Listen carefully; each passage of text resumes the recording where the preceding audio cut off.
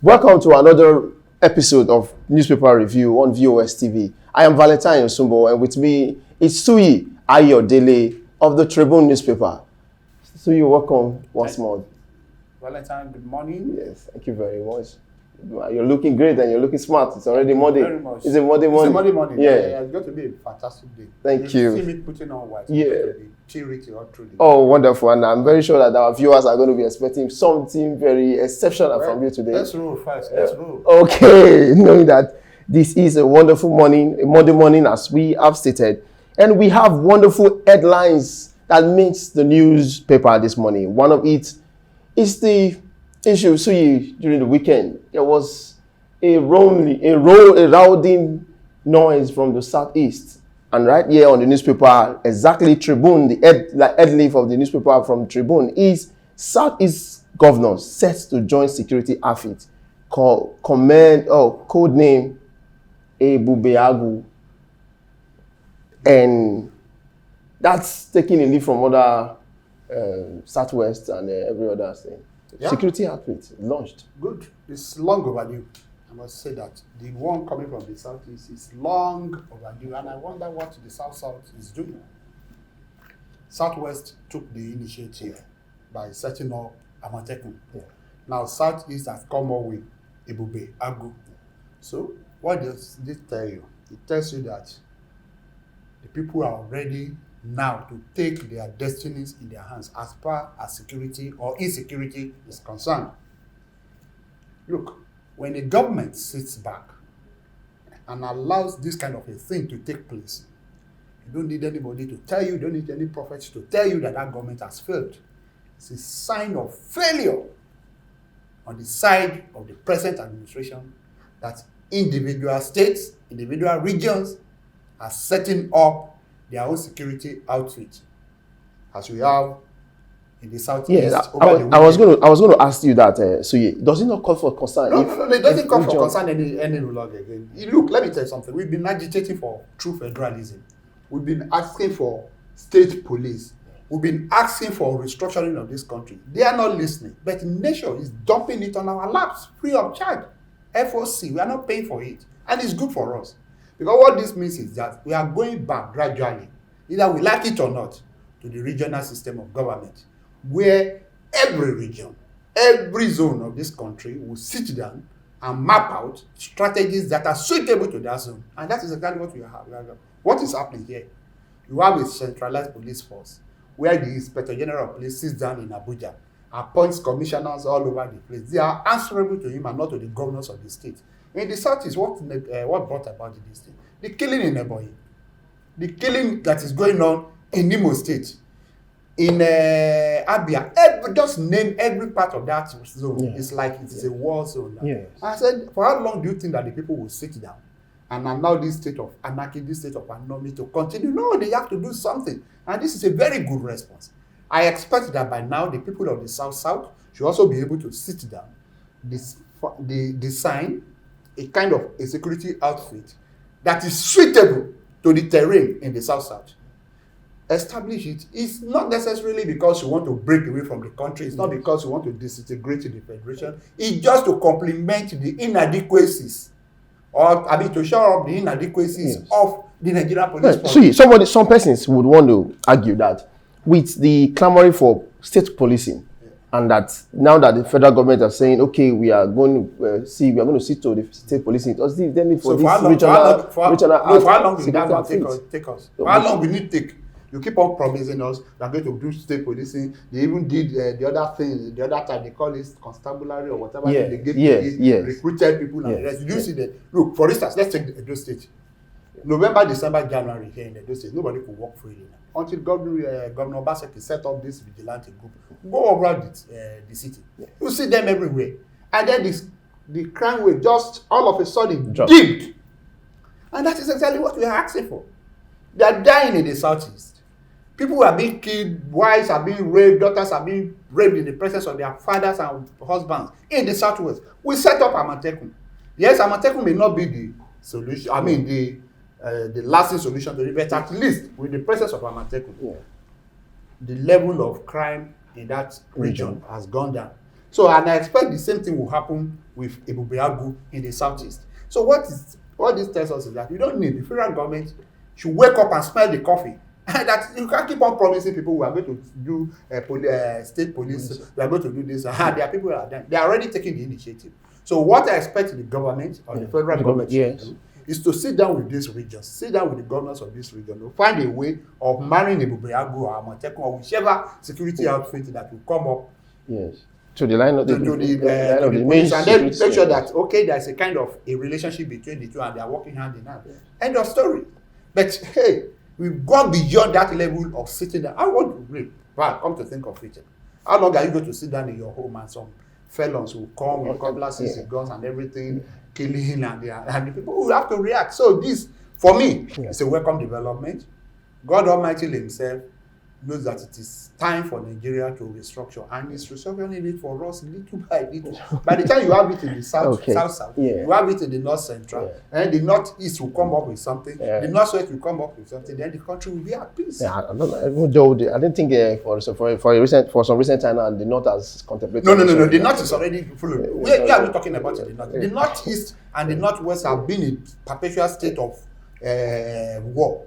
They know that now. So you don't need anybody to come and tell you that you need to up your game over there and make sure that people don't die like the way they are dying. Yeah, so a lot to discuss about, a lot to talk about right now, and that aspect of it, you want more of it, get the Tribune newspaper to know all about the Southeast government setting up a security outfit, codename Ebube Agu, from the page 29 of the Tribune newspaper. More coming from Tribune is last week.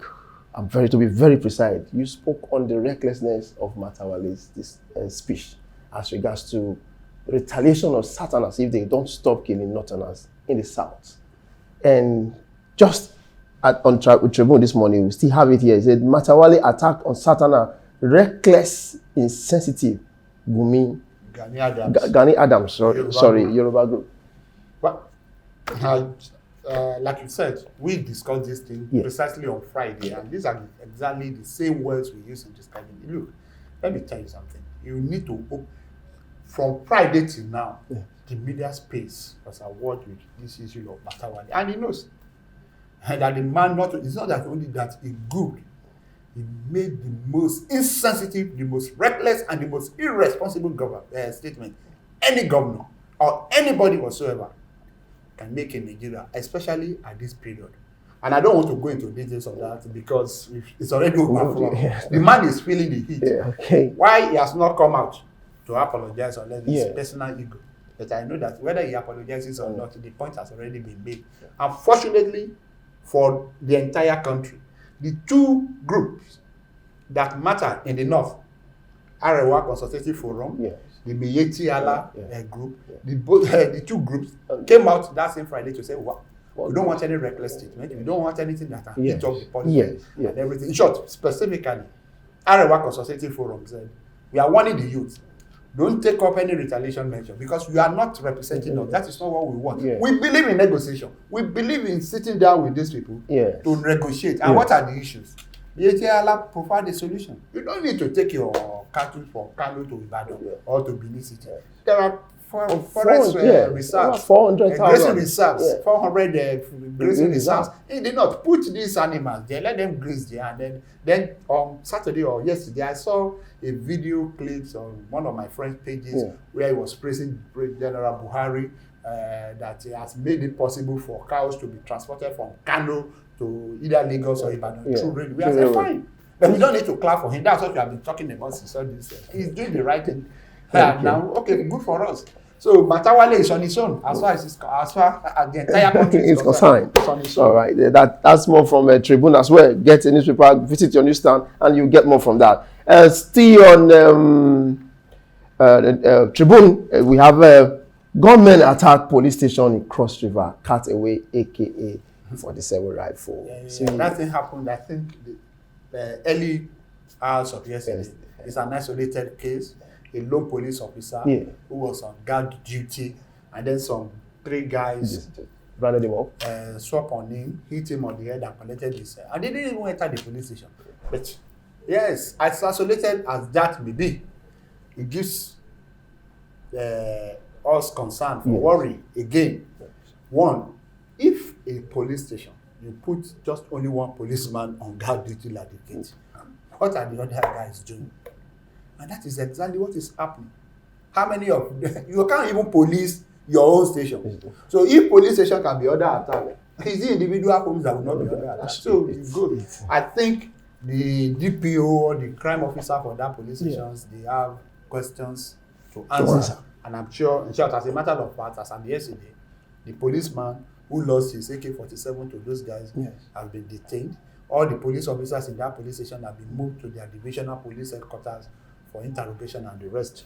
But it's happening again in the south, in Calabar. I mean, in Cross River. That is south. So nobody needs to tell the leaders, the political leaders of South, especially the governor, that this is the time. And I think the man in Cross River, Ben Ayade, set up one security outfit about 2 or 3 months ago, and they were doing well initially. I don't know what has happened to that. Probably they need to also update again. Anyway. But the bottom line is that South governors should do something like Ibubeagu and Amatekun and the rest, and let's free the zone of all these miscreants, of all these fellows that are just operating as a policeman. Attacked, collected his gun, and they moved on. And you know what that between yesterday and now, what that AK-47 done? It's really, because when I had it or when I saw it, I got a bit worried knowing that security men being attacked.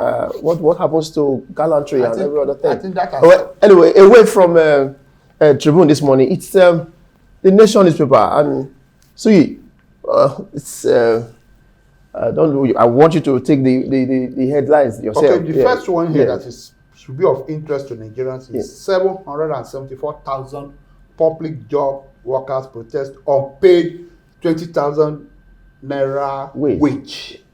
BVN authentication reason for delay, says ND. I think these are guys, the unemployed guys that they put under the program, what they call that? This is more of the national director. Special public works, Yes. So 20,000 naira in a month. Yes. For somebody. Yes. And then you are still delaying payment. Whereas in Abuja, this hazard allowance for a senator is about 1.9 million. But among these guys we are talking about, they are married men and women among them. Yes. 20,000 naira in a month. Take 20,000 naira and go to a Etiosa market close to you here and see, you slalom bag, you use cellophane bag to bring whatever you are going to do. But you are still delaying it. And then we are talking about BVN. Yeah, I was going to say that probably. Now, when you got to these guys under that platform, that scheme and the rest, what kind of profiling did you do? It's BVN, because you know that you are going to pay them through the bank. BVN should have been the first thing you ask for. So this excuse is as silly as, I mean, it's irresponsible. Because if you recall, nobody should be talking about BVN. Because whatever you want to do, even ordinary transaction in the bank and everything, the first thing they require is your BVN. So you are setting up a scheme like that. You are putting people, I'm going to pay you. Are you going to pay them by cash? Is it not through their bank? So when you gave them the forms to fill and everything, what did you first ask for? Because to my understanding, before you even put them on the scheme, did you not verify all the information? Yes. Please, it doesn't make any sense. This is just another way of telling us, of showing us how ineffective and ineffectual these people in government are. I'm telling you, and nobody will get fired for this. You can't do this one in the private sector. You can't do it in a privately owned company. This studio we are and everything, your manager here or your accountant here can't do that kind of thing. The owner of the business will fire them. But this guy now, the guy in charge of this particular scheme of work in that ministry, in that department, or in that parastatal, will get promoted the next time. And he has given a response. He has given a response as the BVN. So, is that an excuse? The first information you are supposed to have, is that an excuse? It's even worrisome, especially when you know that the minister went around each state over almost last year. All those we all know that inaugurated going around from one state to the other, just to waste public funds. You need to go around. It was a sign of seriousness, commitment on the part of the minister. Which commitment are we talking about? Valentine, you keep, I'm even worried about you because you keep on justifying these guys. You keep on speaking for them. What's a minister was Minister of Labour or whatever, State Minister of Labour, Keyamo, what's he doing? What's his business? Moving from one state to the other. It's just because of the obstacle involved. Now, what do you need to move in this age, this trend? Like you can sit down in Abuja, set up a meeting with virtually everybody, and then you give the instruction. What about the essence of circular? These are the things you require. Must you be there? Okay, now with his presence all over the states of the federation, we are still coming back to no payment. No payment. So what are we talking about? So stop justifying your friends. I know they are your friends in government. I was just hoping so that I was trying to see how we see the possibility, because his face is commitment that didn't come. What is bad is bad. It's bad. You know, you don't need to. It's not because his presence doesn't make any sense. You don't need to move from one state to the other because you can get something as simple as filling a form. You give you a form. You say Valentine Okunbo, BBN 1 2 3 4 5 5 6, and then you put it there and everything. And then they take it and verify it and everything. And then end of story. And then you get paid. End of story. Let's just hope that these guys are taken care of, because they say the hungry man. No. This is one of the reasons why crime is on the person. So it's still on the Nation newspaper. See, it's the overleaps. It says NDDC, the Niger Delta stakeholder, kick against retention of interim managers. Yeah. This has been who are even the stakeholders in the first instance? Look, let me tell you something. We are running this country as if we are in I think it's Professor Wole Soyinka that wrote the book Season of Anarchy, a state of lawlessness, where we don't even obey simple rules and regulations. NDDC is a creation of the Constitution. Yes. It's a creation of the National Assembly. There is a law guiding the operations of NDDC. Must you wait the times of the board members expire before you appoint? 6 months down the line, you know that by December, these guys are supposed to go. By now, you should have been putting all the things in place, the structures in place. Yeah. So what is the idea of interim legislation? And don't let us forget, NDDC was established to take care of the peculiar need of the Niger Delta region. Yes. And it's a very terrible place. I've been in Niger Delta region for the past, how many years? 21, 22 years. Yes. You need to go around. This is the place where you get everything that oils our economy. In short, as a matter of fact, Niger Delta is the one sustaining us. It's the one sustaining the country. And then you establish, and because of the kind of deprivation they've suffered, because of neglect they've suffered, because of the underdevelopment, you set up an institution like NDDC and everything, and go around. How impactful has NDDC been? And then you are still talking now about interim managers. Is interim manager part and parcel of the laws establishing NDDC? So we keep on obeying the laws and rules and regulations in breach in this country. And why do we have this, get ourselves into this kind of a state? Because nobody gets punished for anything. You must wait till their terms of office expire before you begin to put another one in place. The other time, the other guy went to National Assembly. They asked him one question. He fainted. Immediately he left the National Assembly. He became solid again. You put this other man here. He has been going from one state to the other. Now you don't need any interim government. Put people in place as stipulated by the laws establishing this, and then let them run this place the way it's supposed to be run. Okay, that's talking about Niger Delta being the aging of the country. Because look, once you take away the Niger Delta, once you put an net to lock the the tap. That's going to take us to the other story on Tribune right now that says that printing money to augment allocation pose threat to Nigeria future. In other words, the oil is gone. Is it that the oil is gone? I think I listened. This idea came from the governor of Edo State. Yes, Governor Obaseki. Yes, who raised the alarm. Yes, that for the allocation for the month of March. Yes, nothing came in terms of revenue. Yes. So what the federal government did was that they call in the central bank. Yes. They call it the Nigerian meeting and whatever you call them, and ask them, okay, print billions of naira, and they put it on the table, and then they put the knife, and then they start cutting it. They don't take your own, or don't take your own, they take your own, and the rest. Look, we don't need to be an economist. We don't need to go and wake up the old economists that are there to tell you that you are in a very terrible situation. Yes. And Governor Obaseki made it abundantly clear. Because he projected that If care is not taken in the next 1 year, Yes. and I'm reducing it, that between now and the end of this year, we will not have. I mean, only God knows what will be happening. Do you know what we are doing? What to do? I'm not an economist, Yeah. but on the simple, elementary economics teaches us that when you have more money in the market, chasing nothing, what do you have?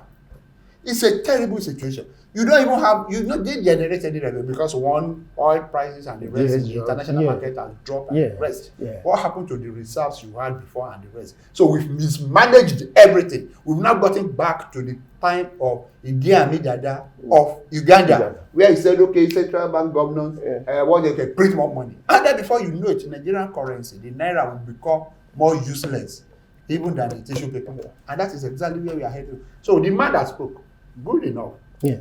It's a financial, the man is an economist, he's an expert, and he did wonderfully well, at least to the testimony, according to the testimony of those he worked with when he was head of the economic team in Edo State. And then in the last 4 years that he has been governor of the state, at least he has been able to manage things, compared to other states and the rest. So if this man is coming out to raise an alarm that, look, we are now printing money. We are printing. So the money you printed, it is of no value. It's not because you are generating, because what you are supposed to share is what you generated from revenue. But this time around, you just because you have the printing, the mint and the printing, whatever, you just call them and said, okay, roll out dollars, nairas for us. And then you share it and everything. So it's adding nothing to the economy. So we're in a state of stagnation, nothing is moving, nothing is coming out, nothing is, and then you are printing it. So if, for instance, we have the same crisis in April, you print more. In May, you print more. Before you get to December, every Nigeria will be having money that we won't see anything to use for. So I think, and it's a governor of a state that is raising the alarm. You have a minister for finance. You have a minister for economic planning. You have a minister of budgeting and the rest. Those ones, they didn't see this. No. They don't want to talk because you don't want to offend the man who appointed you and everything. So we are in a very grave situation. How much is naira to a dollar? That should be a discussion for another day. No. It's part of it. Exactly. Because look, before the end of December, if you go like this, then if you print in May, if you print in June, you print in November and everything, by December you won't have anything to print, because if you print it, you won't see anything to use it to buy. Let's just hope it doesn't get to that place. How will it not get to? We just hope. We keep on hoping. Hoping that I think something will happen that naturally but we are not thinking. Somebody thought this one through. No. The man is just raising the alarm probably because the allocation coming to the state is already affected and is it now? He knew that the economy has gone down. It's not today now. Look, all you need to do, you want to know whether we are doing well economically or not, is that go to the market. That's true. Consider what you use 5,000 naira to buy 3 weeks ago. Now go back to that same market and go and buy. Thank you very much, Suyi. That has been a wonderful time out with Suyi Ayodele, who has been here with us to do justice to the newspaper review. And you will agree with me that there has been wonderful headlines in each of the paper we visited.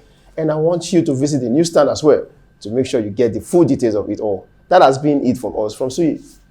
Thank you. It was a great pleasure to have you here. And you surely gave us a Monday good look. Thank you very much. Please always make yourself available, sir. Thank you very much. So that's it on Newspaper Review on VOS TV. I am Valentine Yosumbo saying have a wonderful day.